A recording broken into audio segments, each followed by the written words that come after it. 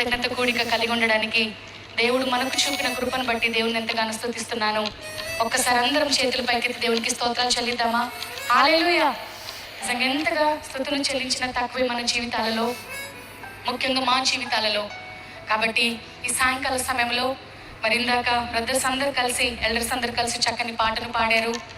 మరి సమయంలో స్త్రీల సమాజంతో మేమందరం కూడా ఒక పాటను పాడి ప్రభునామని మహింపరిచిన తదుపరి మనందరం ముందుకు వెళ్దాం. ముందు కార్యక్రమంలోనికి దేవుడు చేసిన ప్రతి మేలును తలపోస్తూ, మేలు చేయక నీ ఉండలేవయ్యా, ఆరాధించక నేను ఉండలేనయ్యా అని పాట పాడుతూ ప్రభునామని మహింపరుదాం. అందరికీ పాట వచ్చని నమ్ముతున్నాను.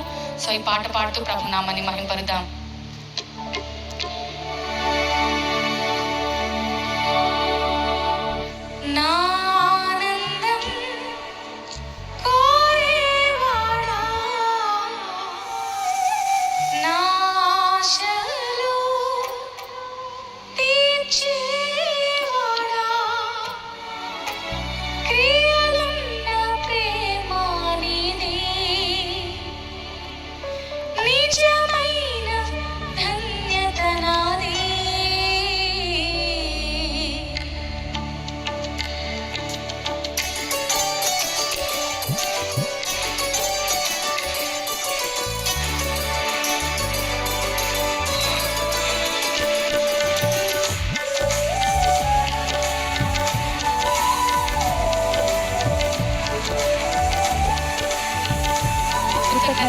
ప్రతి ఒక్కరి సంతోషంతో సిస్టర్స్ ఎవరైనా వారైతే దయచేసి ముందుకండి.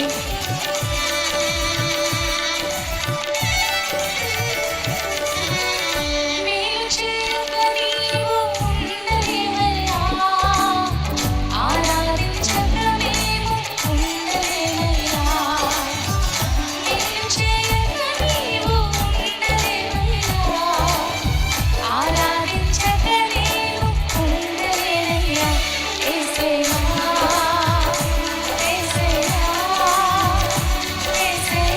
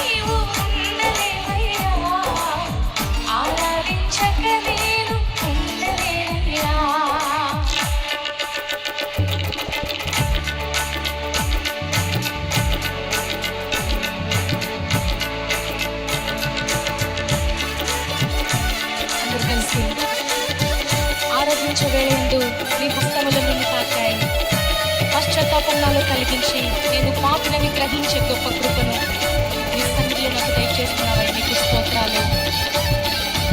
హృదయపూర్వకంగా